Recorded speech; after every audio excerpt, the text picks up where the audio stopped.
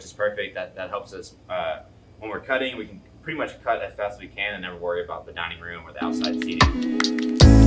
So you guys are part of the original crew? Yeah. All right, you guys started kind of together. Yeah. I understand from high school. Yeah. It's amazing that you guys, from high school hung out and now you guys are, in this together. We have ribs. How many slabs you do? Like 50? We're gonna trim 100. 120. 120. 120 slabs. Yeah. Okay. So it's 40 ribs, 40 racks of ribs a day. So you trim St. Louis style or you just trim standard Texas spare? We got the Texas spare. Texas spare, okay. All right, folks, it's Harry here, and we are trimming ribs at Goldees. Got about 120 slabs to go, and working our way through the whole process here. So, Pitmaster Derby, aka Johnny, gave me a little trimming lesson. So all I'm doing is I'm rounding these ribs so that I can get the sternum off, get the flap off, round out the edge where the rib tip is, and kind of round the edge, and then throw it in a pile here. And we're going to be trimming ribs for all 3 days, right this morning, Thursday morning, doing prep for the Goldees, Friday, Saturday, and Sunday service. That's about 40 slabs of ribs. That's good for 1 day at Goldees, and lots of trimmings here. Cool, so I took off this chine bone, I took the meat off, we'll use that for hash, and this is for stock. And then, so I'll take off this little skirt. I like to take off the smallest bone, just straight down, and I'll just trim the bone out. Same thing, just round them down. Trim round the corner, and there you go.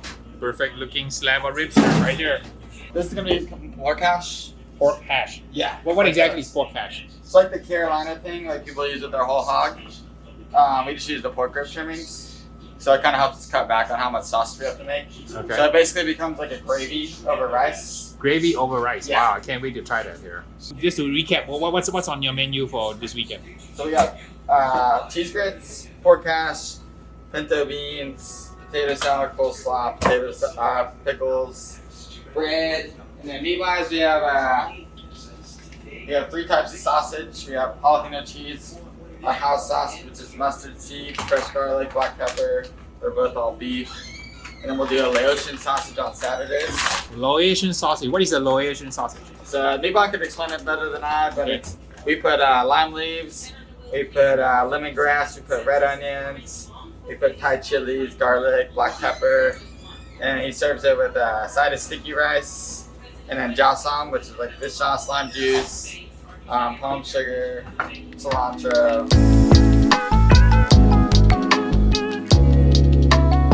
I'm Chris. I'm gonna learn how to trim ribs today.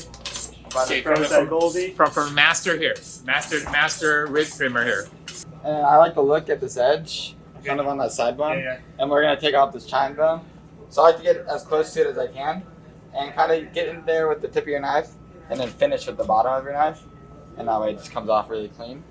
Perfect. Okay. And then from there, I like to fold this down and just kind of take off that flap of the meat. And then that way I can save this meat, and we'll save the bone for the stock. And you don't have to be right next to the meat, but you also don't want to leave a bunch of it on. But if you leave a little hanging off, that's fine. Okay. And we'll just take that whole thing off, and we'll save that for hash too. I don't like using this stuff for the sausage. Oh, it's Just kind that of thick silver skin. fibrous. You Yeah. can actually taste it, right? Yep. And then from there, if there's some fat like this, that will just easily come off with your hands. You can peel that stuff off. And then from there, on the thin side of the rack, try and find the smallest bone to where it ends up being a real rib. And you can take that part of it off. We'll save the meat too. Then we'll flip the rack over. So you see kind of this stuff hanging off, this stuff hanging off. Basically from here, we're just kind of getting the right shape. And if there's any cartilagey bits, you can just throw those also in the stock pot.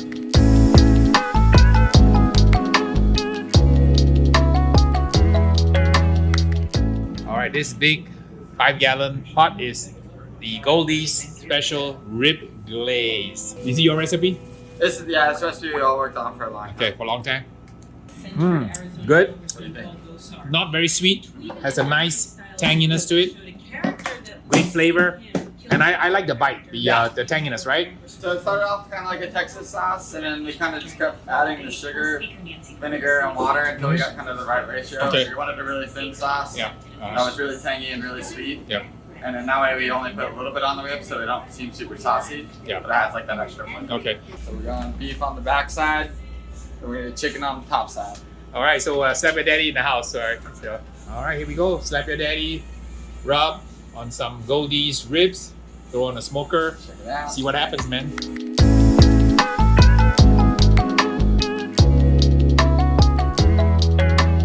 There we go. My name is Jalen. I'm also one of the owners at Goldee's.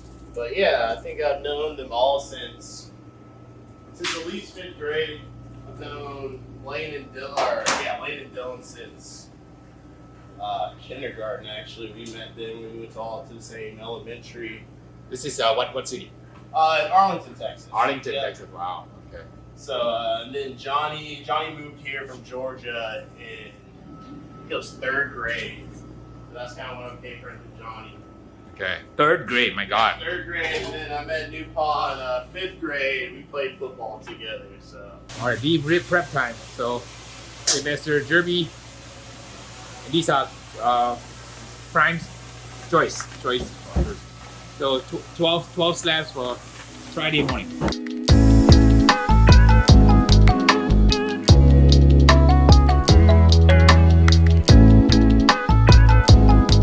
Bit of mustard smear. Just mustard and water. Water. Okay. Yeah, that's my go-to kind of. So you're the edge guy. You go edge and then over the top. Right. All right, we're getting cayenne pepper on it. Lots of cayenne. Lots of cayenne pepper. Cayenne. The main ingredient is cayenne. Cayenne pepper. That's the secret to good ribs.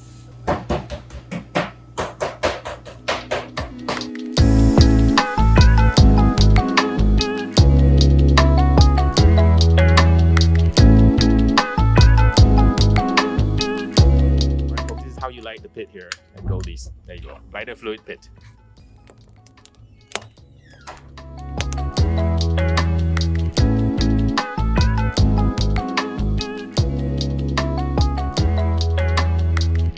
So do you do the what I call the squishy push together, kind of like compress the meat versus pulling the meat apart? Yeah. Okay. So you do the same thing in comms. That's all we do. We like squishing it like this. Yeah, we make the meat kind of higher, taller, thicker. Yeah, So we kind of push the meat together because as the protein cooks, it will stay in that shape.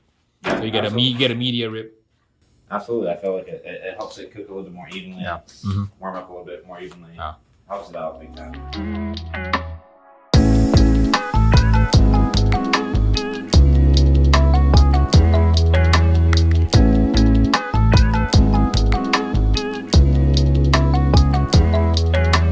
So what happens is when meat is cold, it absorbs smoke. So right now the temperature of the meat is like 38 degrees. So it's gonna continue to absorb smoke to about 140-ish. And this is a way to kind of get that smoke flavor supercharged in the initial part of your cook. And later on, you can kind of clean up the smoke as the pit warms up, the temperature warms up. Wrapping turkey time. Okay, and how many hours? It's been about three hours. 3 hours. And then you ran the pit around, what, 250-ish? No, it was like 200 is really smoky for an hour, and then probably about 300 for 2 hours. 2 hours. And at least a little bit of butter, beautiful color. It's got a little bit of char mark from the grate. And a little burrito style wrap here going on. Burrito. It's like a big Chipotle burrito. Oh, Chipotle. Yeah, that's right. There's their Chipotle turkey burrito right there. It's about 6:30 in the morning, and service is at 11. And everybody's counting down, getting all of the prep ready for a day of service at Goldee's BBQ in Fort Worth, Texas. I hit them with a bunch of smoke, Yeah. hit them with a bunch of heat, let them get really dark, and then once you wrap them with sauce, they lighten back up, you're good to go. All right. Ribs are ready, and Pitmaster Derby is going to wrap them. A little bit of a special sauce on the foil. Secret sauce. Secret sauce, can't tell ya. But It's he super wraps secret. it kind of burrito style. These ribs have been cooking for about 4 or 5 hours. Absolutely gorgeous color. They got a ton of color. Usually they look a little like too. Like I said, they look like too dark. Too Like, dark? Too much color. Too much color. Okay, but that's all good, right? The kind of the idea is the same, you know. Yeah, Get the yeah. liquid in Oh, there, definitely, get the flavor in there, lock in the flavor. So this sauce is basically just it's just like vinegar and sugar, and it's a good balance of both. Mhm. Yeah. It's not It's not overpowering sweet. It's not overpowering tangy. What we want to do with the ribs is we want to make it taste porky. We want to taste smoky, taste salty, and a little bit of sweet and a little bit of vinegar. But none of those 5 things overpower the other.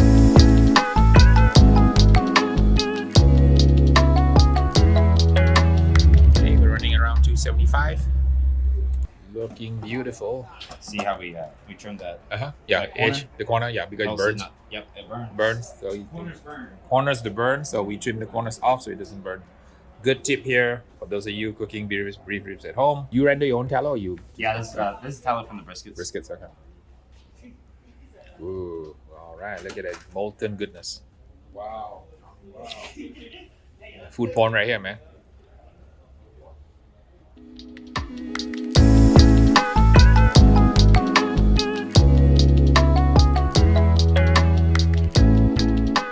How's the food so far? Fantastic. It's good. I particularly like the sausage. It's absolutely amazing. And I noticed you got that big honking rib. Oh yeah. Yeah, I helped put it on last night at 1 a.m. All right, Pitmaster Jerby and his amazing pork spare rib. And gonna give his own rib a taste. All right, knocked it out of the ballpark. You can see that's pretty fucking good, right? That's pretty good. I had a good night. Good night, and you've been at it since 1 a.m. It's a long day, but definitely worth it. Look at. Yeah, no, it was definitely worth it. No, I mean you gotta like as much as I eat a lot of barbecue, but you gotta keep trying your own barbecue and make sure that it comes out how you want it to come out. Like I thought the rib looked really good, so I was like, I need to make sure that it tastes really good. I saw you cook it, so I know you put your heart and soul and love into your products here, and that's what separates you guys from the rest of the pack. It's yeah, you try your best. I mean, people are waiting this long. I'm not gonna come in here and goof around, so it's really not fair to them if I come in here and I don't have my A game, So if I'm tired, that's not a great excuse to not serve good food.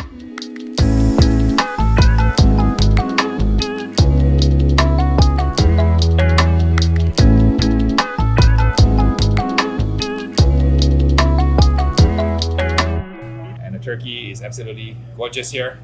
Juiciest turkey in Texas. And Jerby loves the turkey, so Honestly, I'm not just saying this. The best beef rib I've ever had.